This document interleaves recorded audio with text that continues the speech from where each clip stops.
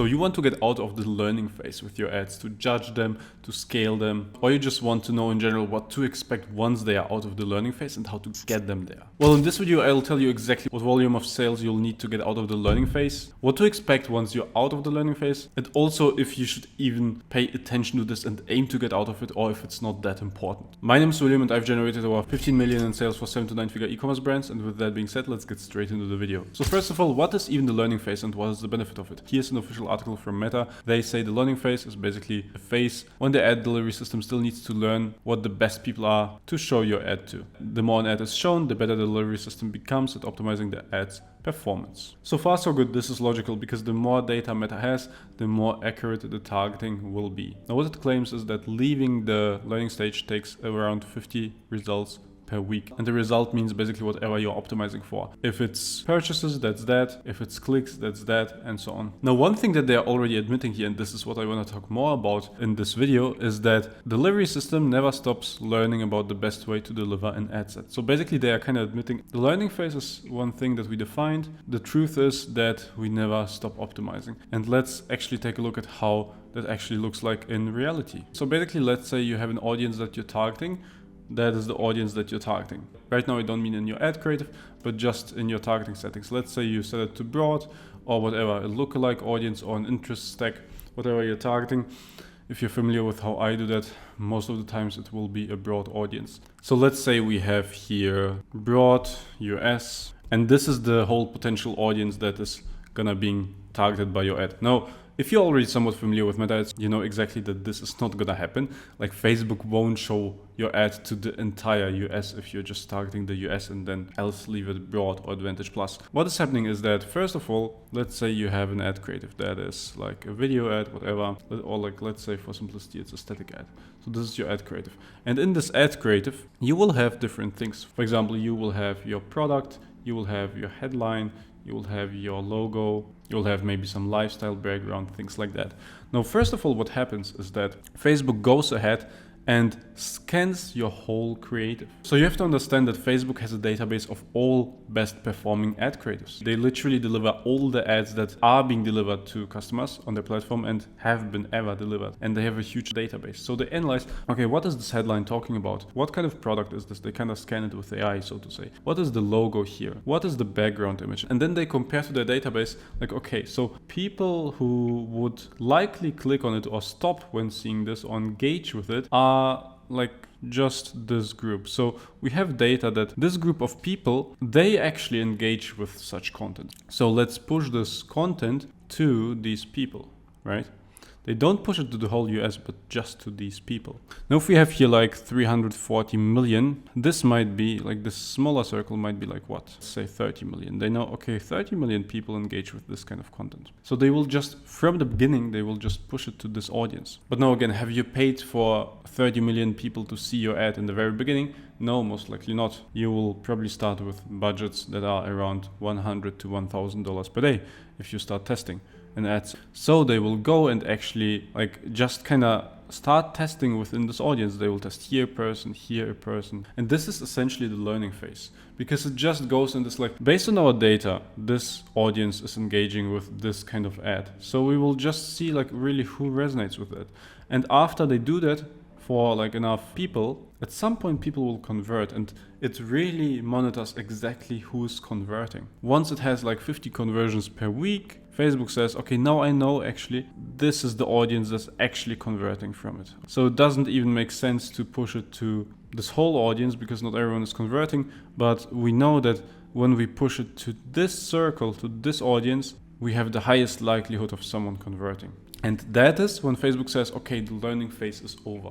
This is how they make it sound in their article. Now, the thing though is that why does it get to learning limited if it's not 50 conversions per week? Well, the truth is that that is kind of an arbitrary number where they just defined that, okay, 50 conversions per week, we have the learning phase. Higher than 50 conversions per week, we have the active phase or like the optimized phase. The truth is though that they keep specifying the circle over the time as you keep running the ad. So they specify it more and more, so you have the circle really on the highest density of conversions, and then of course like you have the best performance when people are just buying here, right? So they keep optimizing the ad more and more. And another thing to understand is that even though you set the targeting settings at the ad set level, Facebook is optimizing like this on the ad level. So when you launch a new ad like this, let's just quickly take this, but now different product, different headline, different background image, that might go out to an audience that is not here, but here. There might be an overlap because maybe the same like type of person in their database is actually clicking on this, but we don't really know for sure.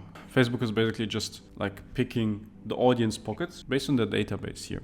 So this is happening for each ad that you ever launch. That's important to understand. And now they say after 50 conversions per week, okay, now it's out of learning. But does this really happen? No, actually not. Theoretically, they start with targeting this whole thing. Then it gets narrowed down just based on the data. They might also actually test outside of this, right? Because maybe their data is not completely accurate. But again, if you have a headline that is mainly appealing to women that are 25 years old, and here we have a grandpa who's 83 and chats with his friends on Facebook, this person will never get to see your ad, even if you run on broad. That's also one important thing to understand about broad, because this is why still people sometimes don't like to run it, because they think he will get to see it, but no, he does not. So overall, we know now this optimization keeps happening, and it's kind of just an arbitrary number, those 50 conversions per week. So why does Facebook actually define this kind of number? I can actually also back it up here. So let's look here at some ad sets. This one is the one that's in learning limited, right? Spend $400,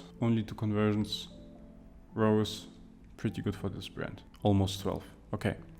Now let's look at this one, right? Spend almost $400, only 1 conversion, not good rows for this brand. But it's still in learning. Now the whole thing with this brand is that their AOV is pretty high.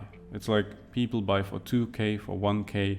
So it's actually pretty rare that we get 50 conversions per week. Does that mean that the performance is doomed overall? No, not really. If we look over the last 30 days, we spent on this account around 20K. And in total conversions, we got 100K with a ROAS of 5. And surprise, surprise, all of the ad sets are in learning, because you can see not even one campaign got more than 50 purchases, 50 conversions per week. The whole account got like 50 conversions per month, but that is not really relevant. This account is doing totally fine. And also when we look at other accounts where we have, for example, one ad that is active and another ad that is still in learning, there is not really a performance difference. Sometimes you will see maybe a 5% or 10% performance increase if you really statistically compare it, but there's not really a significant difference, because as I've shown you before, Facebook just keeps optimizing. There's no sudden jump in performance. It keeps optimizing with every single purchase someone makes. So it doesn't really matter if it's like 40 purchases, 50 or 100 per week. It keeps optimizing and you won't see any jump in performance. So if you are scared to turn something off because, oh yeah, it's not profitable, but it's in learning, maybe it will become profitable, no chance it won't become profitable. A good ad will come into the account, will maybe still remain in learning, maybe even learning limited if this is an account like this with super high AOV, and it will just come into the account and it will just rip performance and it will just, get all the budget in your CBO. By the way, if you're not familiar with how I'm running ads, check out this video. I explain it in detail. Very, very good system. Very up to date with current best practices on Meta. But anyway, you can see this ad set is generating us the most performance.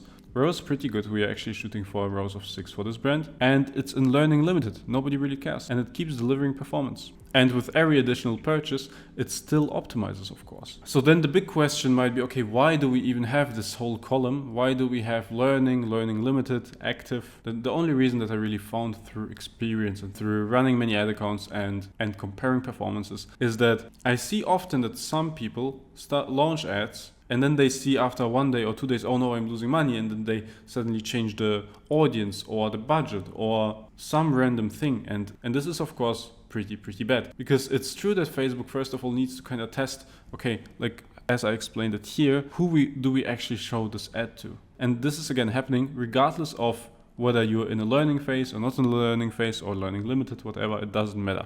It has to do this. If you now go and change the audience brutally and manually by saying suddenly it's not broad US but actually just interest stack US, and well before Facebook was about to target this audience, and now suddenly you force it to, limit its targeting only to this interest audience, which is completely somewhere else here. Or let's say not even completely somewhere else, but just close kinda. Then you mess up the whole optimization. And it's true, there is an optimization process. There's no magical number of 50 conversions where it suddenly becomes much better, but there is a general optimization process that you don't want to interrupt too often. So what you want to do is you launch an ad, you let it chill, you let it run for 3 days, 5 days, maybe even 7 days. Then if performance is terrible and it's not out of learning, you just want to kill it. It doesn't matter if it's in the learning phase or in whatever phase. Facebook can call it what it wants. On one side, it wants to prevent fresh advertisers that are not experienced to, play around with the ads too much in their own interest. That is actually in the advertiser's interest, but also in their own interest, especially if you have like millions and millions of people just trying Facebook ads for the first time. They want to give people a reason why they should actually spend a bit more before stopping because it's unprofitable. Because you have to understand that the vast majority of advertisers are beginners, are not experienced, and are unprofitable. That is very common. Only the top advertisers keep spending all the time because it's profitable for them. So this learning phase, on one hand, it warns people, hey, don't change the settings too often, otherwise it won't perform. But on the other hand, it keeps a good amount of people spending to see if the ad will suddenly perform better. And the answer is always no. When you judge an ad and when you know, okay, you spent enough on the ad and it's not profitable, just turn it off. By the way, if you ask yourself how to know if you spent enough or not, usually you want to spend 2 to 3 times of your desired cost per result. So let's say you sell an item that is like $100 and you want to get a ROAS of at least 2 to be profitable, then your desired cost per result is $50 because 50 times 2 is 100. Now, how much do you want to spend before judging an ad? Not until it's out of learning phase, because that will just not happen for most ads, but just 2 to 3 times of your desired cost per acquisition. So in this case, $100 up to $150. Why this range? Well, sometimes you will spend $100 and it's like around break even. Then you might think, okay, maybe, let's see, maybe it actually optimizes. Okay, in this case, fair.